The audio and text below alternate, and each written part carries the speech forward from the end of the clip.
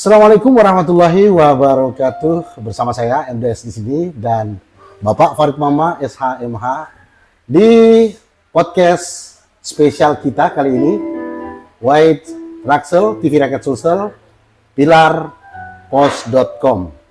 Kali ini kita berada di Cafe Pandan Suri, cafe yang begitu nikmat, yang begitu hangat rasa dan recommended bagi kalian semua yang ingin memanjakan dirinya di Cafe Pandan Suri. Tidak lain dan tidak bukan hanya untuk kalian semua dan tidak lain hanya untuk kalian yang punya cita rasa yang kuat. Baik, saya langsung saja. Assalamualaikum warahmatullahi wabarakatuh. Waalaikumsalam warahmatullahi wabarakatuh.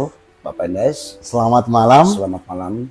Pada kali ini kita akan membahas pembahasan yang sangat menarik ya, yang mungkin menggugah pemikiran kita, yang sangat-sangat prihatin ya belakangan ini. Karena lagi dan lagi kasus demi kasus terus dihadapi oleh orang-orang yang tak beruang Atau yang tidak bertanggung jawab. Ada dua katanya. Iya, bisa dikatakan tidak beruang dan tidak bertanggung jawab. Jadi mungkin APH yang dimaksud tidak bertanggung jawab, dan yang tidak beruang itu orang yang menjadi korban daripada keserakahan para APH-APH itu sendiri. Ya. Kenapa saya tajam sekali menyebutkan hal seperti itu? Karena kita tidak henti-henti ya memberikan edukasi kepada para netizen Betul.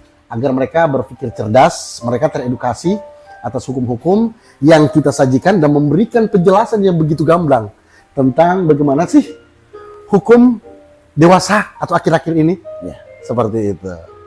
Nah, saya akan mengulas sebuah fenomena yang sangat unik ya belakangan ini, atau akhir tahun 2023 awal 2024, yang dimana kasus demi kasus, khususnya kasus narkoboy atau biasa kita sebut narkoba, yang begitu sangat membagongkan ya. Bahkan sampai masuk kepada ranah-ranah yang sudah tidak bisa disentuh lagi. Iya, mengapa tidak? Karena kenapa saya sebutkan seperti itu? Maaf Pak Farid Maba SHMH dalam hal ini. Kenapa saya harus masuk ke ranah itu dan tidak tersentuh? Karena orang yang sudah nyata-nyata ditahan juga bebas mengakses barang-barang elektronik, baik itu handphone, baik itu gadget, dan fasilitas-fasilitas yang tidak lazimnya bisa digunakan di lembaga pemasyarakatan atau lapas, baik itu di lapas kelas 1 maupun di berbagai rumah tahanan lainnya. Nah, untuk itu bagaimana sih pandangan Bapak Farid Mama SHMH dalam dewasa ini melihat fenomena-fenomena yang unik? Mungkin bisa dijelaskan oleh para netizen. Ya, kalau gini ya, selamat malam. Assalamualaikum warahmatullahi wabarakatuh. Waalaikumsalam. Bapak Endes dan semua para netizen yang ada di mana saja berada. Dampak daripada apa yang Bapak Endes bahwa tidak berhenti-hentinya, ya, tidak berhenti-hentinya itu ya namanya penegakan hukum yang Betul, yang kurang respect. Artinya yang kurang respect kepada rakyat jelata ya. Betul, rakyat Dan jelata. kepada orang yang memang sudah semacam dininabobokan itu loh. Dinabobokkan dengan kondisi yang Artinya ada. dipelihara gitu. Bagaimana tidak berkembang suatu kejahatan karena yang melakukan kejahatan itu sendiri, kamu kan para pelaku kejahatan. Yang melakukan pelaku kejahatan adalah apa-apa yang melakukan, yang menegakkan atau menjalankan yang menjelang fungsi dan tugasnya. Tapi fungsi dan tugasnya apakah memang betul? Dan seperti yang kemarin kejadiannya, yang ada di beberapa berita kemarin, ada orang ya yang ditangkap ya melalui program F ya. Betul. Jadi sebelum barang dikuasai, APH sudah di depan mereka. Iya. Jadi setelah itu si yang ditangkap ini dia melarikan diri kan, bukan melarikan diri, beda. Takut barangkali Takut ya. dia, takut sehingga dia pas dia lari ya sekitar di mana ya, berapa meter atau berapa kilo. Setelah itu terjadilah penangkapan. Setelah terjadi penangkapan maka digeser kembali ke dia posisi semula. Terus mencari barang yang dianggap bahwa itu barang untuk yang sesuai dengan ini ya. Iya, sesuai dengan petunjuk yang ada. Petunjuk. Yang jadi masalah di sini kadang-kala barang itu tidak diperlihatkan yang sebenarnya. Mereka kadang-kala gini loh. Yang saya lihat sekarang yang terjadi di fenomena di APH itu sendiri, baik di APH, baik kepada masyarakat yang yang ditersangkakan, yang diduga, yang diduga ditersangkakan ya, yang diduga melakukan kejahatan. Nah, saya jadi tertarik di sini karena kok barang ini dari mana polisi tahu? Terus apa hubungannya dengan anak? Terus yang disuruh kan cuma menyuruh ambil barang. Ya, ini yang membuat saya tertarik. Ini yang membuat saya tertarik, Pak Farid Mama SHMH. Kenapa saya gini Pak Endes? Supaya kita tahu bahwa contoh gini loh, Pak Endes saya suruh ambil barang situ loh. Ya, tapi kan Pak Endes tidak tahu barang apa. Dan yang menyuruh ini juga, ya, itu para pelaku hukum. Yang sementara menjalani proses di lapas itu sendiri. Iya. Ya kan gitu. Nah, kok sampai sekarang lapas itu kayak sudah orang mengatakan tebal muka. Mungkin seperti hotel ya di sana. Ya mungkin lah karena kami beberapa yang menyampaikan kepada netizen bahwa untuk mengurangi kejahatan harusnya yang dikurangi itu, yang diperbaiki adalah para APH itu sendiri ataukah para pejabat-pejabat yang ada di kalapas itu sendiri. Itu saya maksud. Yang mau diperbaiki ya. Iya. Jadi bukan aturan yang harus aturan bagus, tapi yang manusianya ini yang melakukan, oknum-oknumnya yang melakukan. Yang manusia oknum, kan manusia kan oknum juga lah. Yang jelas artinya bahwa yang harus diperbaiki itu ya bukan aturannya, manusianya harus diberi penjara juga. Jangan kepada masyarakat kecil saja yang harus diberikan sanksi yang paling pelaku apa barang kok tidak ada sama saya, gimana sih? Ibarat sebuah kendaraan, ini kendaraannya sudah bagus, tapi drivernya ini yang tidak jelas mau mengarahkan kemana, mau mengarahkan kemana. Jadi itulah artinya tujuan kita ini seperti ini supaya masyarakat paham bahwa ketika ada seperti begitu ketika kita dijebak di APH itu sendiri, ya cobalah terangkan kepada yang diduga melakukan kejahatan. Kan ada namanya diduga, tapi belum tentu dia pelaku. Nah, ini dia. Itu kan beda. Jadi diduga itu baru patut diduga. Tapi apakah dia melakukan sesuatu? Tidak. Tapi karena faktor X sehingga membuat mereka jadi tersangka, itu aja, Pak Endes. Tidak lain dan tidak bukan itu aja ya. Itu aja. Tapi kok akhir-akhir ini saya lihat para yang sudah ditersangkakan, yang sudah diketuk palu, lalu menjalani masa hukuman, itu kok masih bebas menggunakan akses elektronik seperti handphone. Ini salah satu contoh yang Pak Farid Mama tadi ungkapkan bahwa yang melakukan ini otak pelaku orang yang berada di dalam tahanan berinisial YD. Oh iya. YD di dalam tahanan lalu memanfaatkan seorang kurir ojol berinisial TA. Yang sengaja dia manfaatkan untuk melancarkan aksinya dalam mengambil barang yang ia suruh. Tahu tidak tahu si ojol ini kan ya tugasnya banyak ojol ya, melaksanakan saja sesuai map ya. Tapi sayangnya ini kan kayak disusupi gitu, disusupi oleh APH yang ngejar lalu menunjuki lokasinya di mana, tempat pengambilan barangnya di mana. ini kan agak aneh gitu loh. Seperti apa pandangan Pak Farid Mamat dengan fenomena yang aneh seperti ini? Itu tadi kan maaf. Dari awal Pak Indes saya katakan bahwa macam seperti itu yang diduga melakukan tindak kejahatan atau melakukan atau diduga, tapi itu kan diduga. Iya. Ada kan namanya asas praduga tak bersalah. Nah itu tidak pernah saya dengar lagi ya namanya asas praduga tak bersalah ya. Dulu tahun ya 90-an 2000-an lah masih kita ya masih didengar itu. Iya, awal-awal. Ya, awal. Sekarang kan asas praduga tak bersalah yang penting ada istilah kibata, kipas baru tanya. Kibata.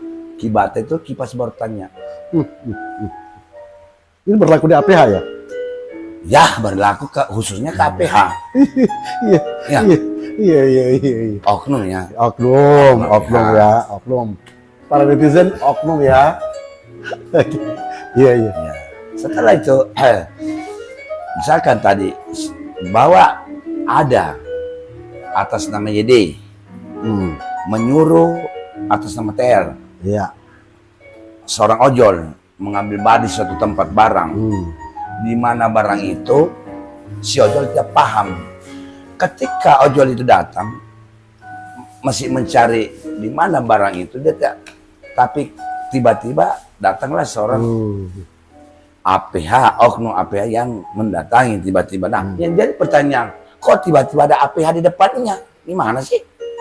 Mungkin diikuti kali ya. Mungkin. Nah, Kita tidak mau menduga ya, oke. tapi mungkin. Setelah itu, oke kami lanjut. Setelah itu, tadi saya katakan dia dikejar sampai ke Jalan Landak ya. Saya dapat, maka digiring kembali ke lokasi yang sama. Setelah itu, anggota lah, oknum anggota APH ini yang mencari itu lokasi. Nah, sekarang jadi pertanyaan, siapa sebenarnya ini jadi pelaku di sini? Apakah APH itu oknum yang ataukah ojol itu sendiri? Karena ojol kan tidak dapat. Iya. Oke. Nah, oke. Iya. Yang kedua, si YD, dia sudah melaksanakan putusan. Nah, kenapa bisa terjadi? Karena itu kesalahan daripada sipil-sipil yang ada di lapas itu sendiri.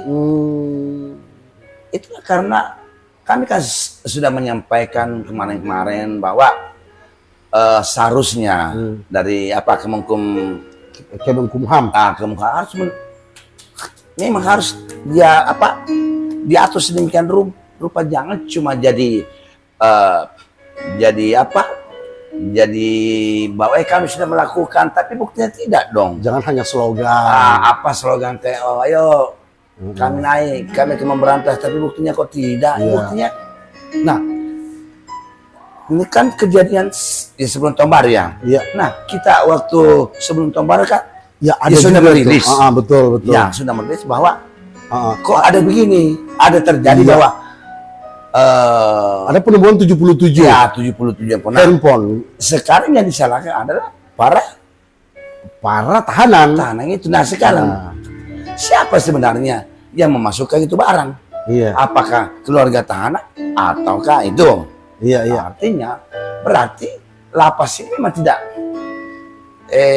aman bagi semua orang. Bahkan orang yang sudah diamankan Ya masih tidak aman. ya, kan ada orang mengatakan ini, hukum itu jangan tumpul ke atas, tajam ke bawah, tapi memang tumpul semua. Atas bawah tumpul. Atas tumpul ke atas semua tumpul. Karena itu para penegak oknum penegak hukum yang melakukan kejahatan yang kepada masyarakat yang jelata. Nah, ketika contoh, kenapa mereka dilakukan penahanan? Karena kesepakatan yang diberikan yang sesuai dengan yang kemarin saya baca bahwa ada permintaan uang, ya ada permintaan dana. Iya, ada di media itu dirilis. Dirilis permintaan dana. Nah, yang jadi perhatian karena tidak adanya berkesesuaian, tidak adanya kesepakatan itu 30 juta. Karena ada penawaran, maka terjadilah penahanan terhadap orang. Iya. Nah, kenapa APH meminta uang kepada orang yang sudah diduga melakukan kejahatan? Apakah memang diatur dalam undang-undang? Tidak, makanya bapak-bapak yang ada di atas, tolonglah diperhatikan bawahannya. terutama Bapak Kapolda yang baru, Iya. supaya mendengar keluhan kami. Bagaimana Bapak Kapolda menginginkan bahwa kami akan memberikan sanksi kepada anggota-anggota yang melakukan kejahatan. Iya. Oke, kami akan menunggu. Inilah momen yang paling bagus untuk ditindaklanjuti. Nah, kalau kita mau mencari bahwa oknum yang jahat, banyak dong yang jahat. Ya bukan satu orang. Iya, iya, iya, iya. Iya, betul juga ya, betul juga. Betul juga Pak Farid. Dalam hal ini sangat memilukan ya. Kenapa? Karena di dalam berita online dikatakan bahwa sempat APH meminta sekian Ya. untuk ya biasa kita katakan 86 mungkin. Betul. Nah, apakah ini yang membuat saya biasa tergelitik ini dibenarkan atau ini menjadi budaya atau seperti apa? Kalau sekarang menjadi budaya ya, itu tidak mungkin menutup mata kita sekarang. Mungkin dulu, mungkin kita agak malu ya. Bersih. Lalu apa arti supremasi hukum?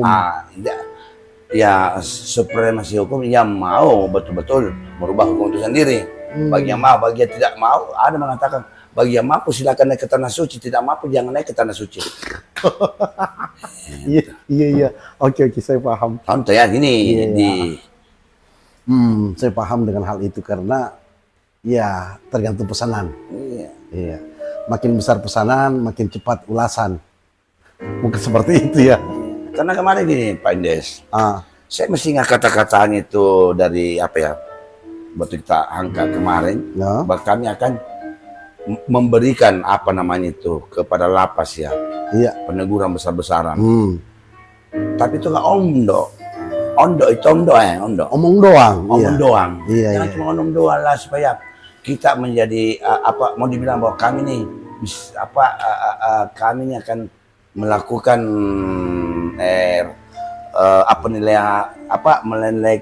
melakukan terhadap oknum-oknum yang melakukan kejahatan. Oke, Iya. 1-2 orang, tapi kan banyak oknum di dalam. Banyak Bukan oknum yang satu. melakukan. Masalahnya banyak oknum. Iya, 1 ditindih, 10 masih ada di dalam. 10 ditindih, masih ada lagi temannya. Ya karena ini sudah itu tadi sudah kayak apa ya? Kayak akar itu sudah menumbuh.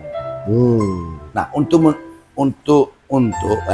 ini kita. Ya. Untuk bagaimana memanfaatkan sebenarnya keadilan semua. Bahwa betul-betul tidak ada yang terjadi yang seperti itu, bahwa sudah ada di tahanan dan kok masih bisa melakukan maksudnya melakukan jual beli barang haram. Iya. Bahkan di dalam Dong terasa aman. aman. Nah, kenapa bisa aman? Ya karena Merasa dilindungi. ini dilindungi oleh Iya. Kalapas itu sendiri dengan kronis-kronisnya. Kroni-kroninya. Itu kroni-kroninya itu kan termasuk ya. Tapi sesuai dengan profesi Bapak Farid Mama SHMH yang berprofesi sebagai lawyer, Ya, ya. Apa tindakan yang sebenarnya harus dilakukan oleh profesional lawyer melihat atau memandang kondisi lapas itu sendiri? Kok bisa seperti ini? Kok kita tiap hari kebobolan, kecolongan? Kok ada transaksi di dalam lapas? Kok ada yang namanya tindak pidana di dalam lapas? Menurut profesi Pak Farid Mama sebagai lawyer, ya. seperti apa menanggapi ini? Kalau saya sih, kalau misalkan ya seperti Yudi, ya deh, Iya deh. ya. Artinya dia sudah melakukan, tapi dia melakukan. Kan menurut kemarin si Tri bahwa susah untuk dijadikan diproses. Diproses karena harus melapor dulu di Kemenhukam. Oh tidak begitu dong. Loh, kenapa? Proses itu boleh karena gini. Ketika habis masa penahanan yang dia ataukah sementara proses boleh. Dia jalani proses yang satu, selesai baru dia jalani lagi proses yang satu yang sekarang ini. Paham? Artinya bahwa boleh.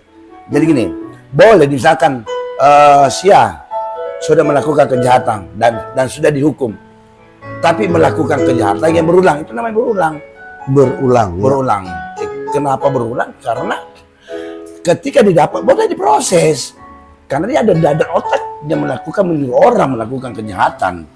Nah, kalau kemarin yang dia mengatakan TR itu bahwa oknum dari Polda narkoba mengatakan bahwa itu tidak bisa kan melalui susah mekanismenya loh. Kalau begitu udah lepaskan dia karena dia bukan pelaku utama. Iya. Dia orang yang disuruh, dia orang yang dikorbankan. Kan ada bahasa dari Polda Kasubdit 2 ya, kurang lebih seperti itu ya. Iya.